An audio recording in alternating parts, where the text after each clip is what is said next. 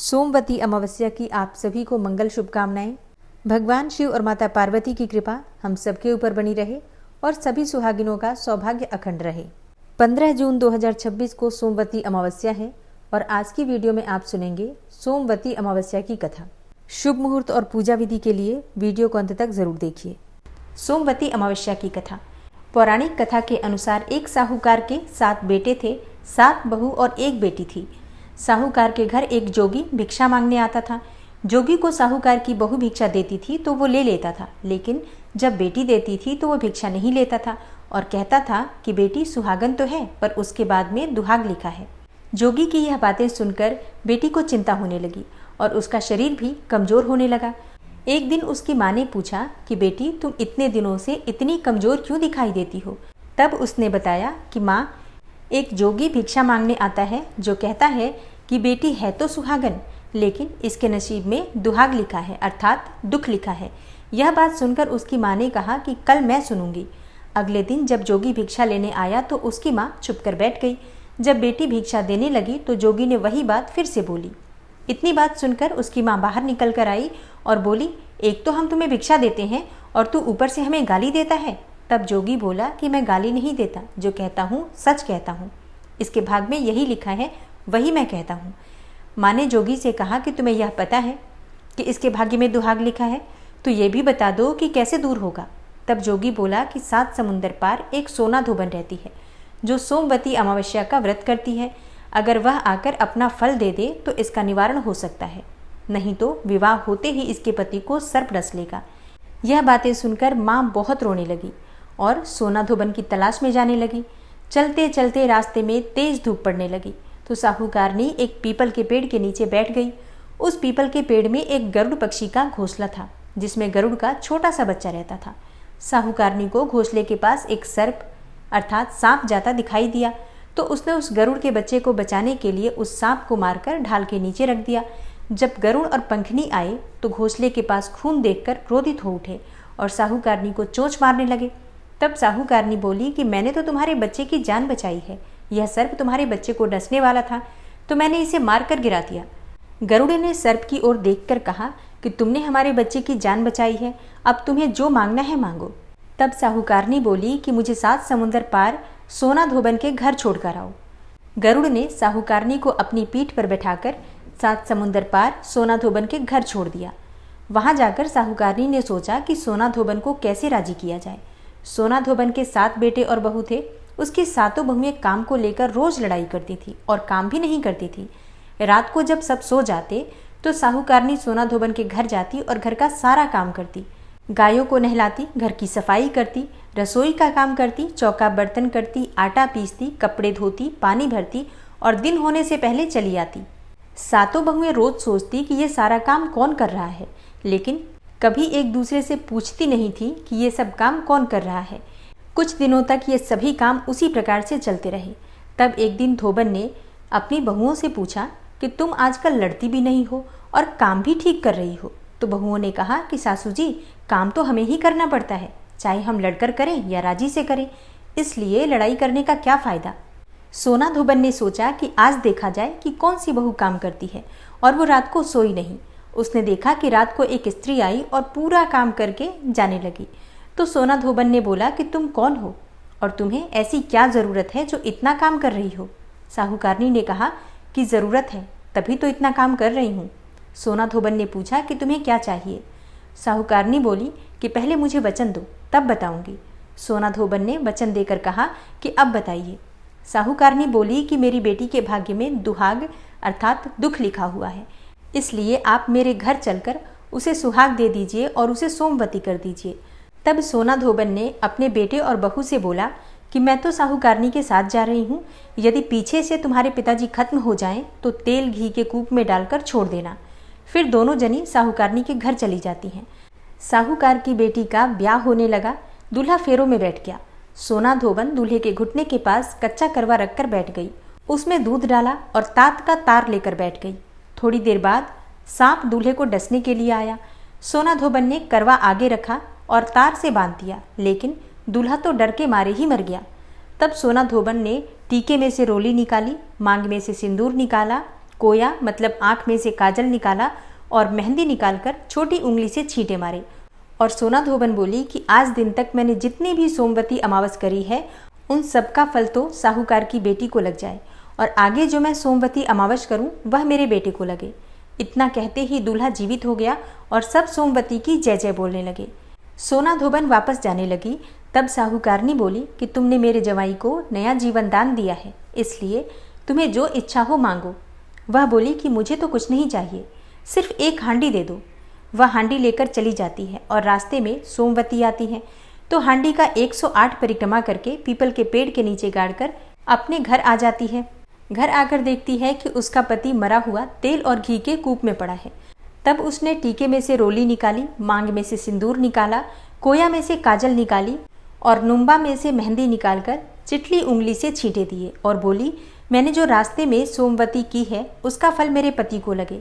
इतना कहते ही उसका पति उठकर बैठ गया।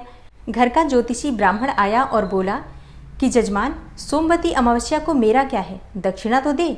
सोना धोबन बोली कि मुझे तो सोमवती रास्ते में आई थी तो कुछ भी नहीं किया, जो कुछ भी किया वह सब पीपल के नीचे ही गाड़ दिया, जाकर खोदकर निकाल लो। ज्योतिषी ब्राह्मण ने जाकर खोदकर देखा तो 108 और 13 सोने के चक्कर मिले। ज्योतिषी ब्राह्मण सबको घर ले आया और बोला कि ऐसी फेरी की है, और मुझे बोल दिया कि कुछ भी नहीं किया। तब सोना धोबन बोली कि यह तो तुम्हारे ही भाग से हुआ है, इसलिए इसे अब तुम ही ले जाओ। ब्राह्मण बोला कि मेरी तो इसमें से चौथी पाती है, बाकी आपका मन हो उसे दे देना। सारी नगरी में बोल दिया कि सब सोमवती अमावस्या का व्रत कीजिए। हे सोमवती अमावस, जैसा साहूकार की बेटी को सुहाग दिया वैसा सबको सुहाग देना। सोमवती अमावस की कहानी कहने वाले को, सोमवती अमावस की कहानी सुनने वाले को और हुंकारा भरने वाले को और अपने पूरे परिवार को देना। प्रेम से बोलिए जय सोमवती अमावस्या। सोमवती अमावस्या के दिन प्रातःकाल ब्रह्म मुहूर्त में उठकर और नित्य कर्मों से निवृत्त होकर स्नान कर लीजिए। गंगा जल मिश्रित जल से आज स्नान करना चाहिए। फिर साफ स्वच्छ वस्त्र धारण करना चाहिए। अगर संभव हो तो नए वस्त्र धारण करने चाहिए, नहीं तो पुराने भी हों, धुले हुए हों, शुद्ध हों, इस बात का ध्यान रखिए। सुहागिन महिलाएं आज के दिन शुभ रंगों के वस्त्र धारण करके और 16 श्रृंगार करके पीपल की पूजा करती हैं। तो पैरों में महावर, हाथों में मेहंदी, चूड़ियाँ, सिंदूर, बिंदी, गजरा, जो भी आपसे हो सके उस प्रकार से श्रृंगार करके और पीपल की पूजा करने के लिए सभी सामग्री एकत्रित कर लीजिए। फिर घर के आसपास जहाँ भी पीपल का वृक्ष है वहाँ जाकर पीपल की विधि विधान से पूजा कीजिए। एक पात्र में थोड़ा सा गंगा जल डालकर उसमें थोड़ा सा कच्चा दूध डाल दीजिए। फिर जल से उस पात्र को भर दीजिए। थोड़ा सा शक्कर या फिर शहद डालकर जल को मीठा कर दीजिए। उसी में आपको पुष्प डालना है, थोड़े से अखंडित चावल के दाने डालने हैं और इसी जल को पीपल के वृक्ष में अर्पित कीजिए। इसके बाद पीपल की जड़ में हल्दी, रोली, अक्षत अर्पित कीजिए। और हाँ, सोना धोबन का चित्र आप चाहें तो बना सकते हैं या फिर मानसिक रूप से मन में सोना धोबन का ध्यान भी कर सकते हैं। चावल के आटे में हल्दी मिलाकर इसका एक घोल तैयार कीजिए। इसी से आप सोना धोबन का चित्र पीपल की जड़ में बना सकते हैं और अपनी 5 उंगलियों को उसी घोल में डुबाकर 5 बार या 7 बार पीपल की जड़ पर थापे दिए जाते हैं, अपनी उंगलियों के निशान लगाए जाते हैं। इस प्रकार से पीपल की पूजा में आपको ये कार्य भी करना होता है। फिर फल, मिठाई इत्यादि भोग स्वरूप पीपल की जड़ में अर्पित की जाती हैं। आप चाहें तो सुहाग की 16 सामग्रियां अर्पित कर सकते हैं या अपनी इच्छा के अनुसार जितना भी आपके पास उपलब्ध हो, जैसे कि सिंदूर, बिंदी, मेहंदी या चूड़ियाँ, इस प्रकार से जितनी भी चीज़ें आपके पास उपलब्ध हो उतनी चीज़ें पीपल की जड़ में सोना धोबन के निमित्त अर्पित की जाती हैं। आप चाहें तो वस्त्र भी अर्पित कर सकते हैं। मतलब जितनी सामग्री आपके पास हो उसी के अनुसार विधि विधान से सोना धोबन की पीपल के वृक्ष की पूजा कर लीजिए। अब इसके बाद पीपल की परिक्रमा की जाती है। तो कच्चा सूत परिक्रमा के लिए आपको चाहिए और आप जितनी संख्या में परिक्रमा करना चाहते हैं, जैसे आज के दिन 108 परिक्रमा करनी चाहिए, लेकिन अगर आप नहीं कर पाते हैं 108 परिक्रमा तो अपने हिसाब से आप चाहें तो 11 या 21 परिक्रमा भी कर सकते हैं, 7 बार भी परिक्रमा कर सकते हैं। मतलब जितनी संख्या में आपको परिक्रमा करना है उसी के अनुसार कच्चा सूत ले लीजिए या फिर आप चाहें तो कलावा ले सकते हैं और उसी धागे को लपेटते हुए और गिनती करने के लिए आप कोई भी सामग्री ले लीजिए, जैसे कि आप चने ले सकते हैं या फिर मूंगफली के दाने ले सकते हैं, सुहाग की सामग्री ले सकते हैं।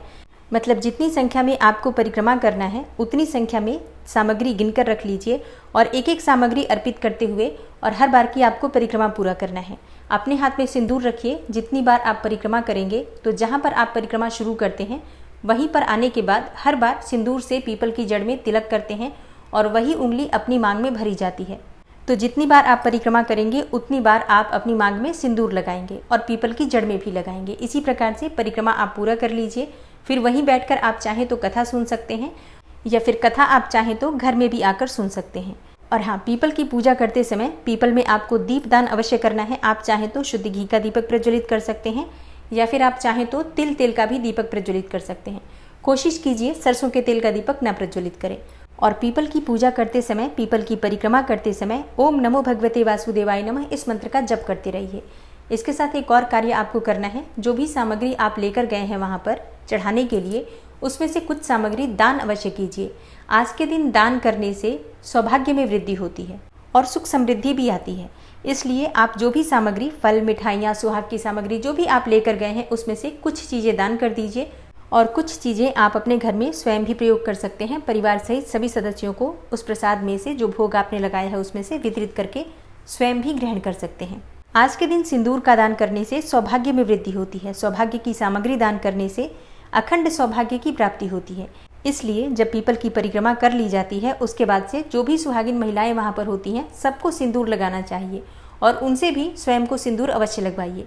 कोई बड़ा बुजुर्ग वहां पर हो तो उनके चरण स्पर्श करके आशीर्वाद अवश्य लेना चाहिए। कोई ब्राह्मण हो तो उन्हें आप वहां पर दान दक्षिणा अवश्य दीजिए। और अगर आप सोमवती अमावस्या का व्रत करते हैं तो शाम के समय मीठा भोजन कर सकते हैं। लेकिन अगर आप व्रत नहीं करते हैं तो पीपल की पूजा करने के बाद घर आकर शुद्ध और सात्विक भोजन भी कर सकते हैं। और हाँ, अगर आपके घर के आसपास पीपल ना हो तो आप तुलसी की भी परिक्रमा इसी प्रकार से कर सकते हैं। तुलसी की पूजा करने से भी आपको उसी फल की प्राप्ति होती है। तो अगर पीपल है तो पीपल की और तुलसी की दोनों की पूजा आप कर सकते हैं। और पीपल नहीं है तो घर में जो तुलसी है उनकी भी इसी प्रकार से विधि विधान से पूजा करके, परिक्रमा करके आप सोमवती अमावस्या कर सकते हैं। अगर आपका सोमवार का और सोमवती अमावस्या का दोनों का ही व्रत है तो सुबह जब आप स्नान करेंगे उसके बाद दोनों व्रत का संकल्प लेकर आप दोनों व्रत कर सकते हैं। तो दोस्तों, ये है आज की वीडियो। उम्मीद करती हूँ आपके लिए उपयोगी होगी। अच्छी लगी हो वीडियो तो लाइक कीजिए, शेयर कीजिए और चैनल को सब्सक्राइब करके बेल आइकन को ज़रूर प्रेस कर लीजिए।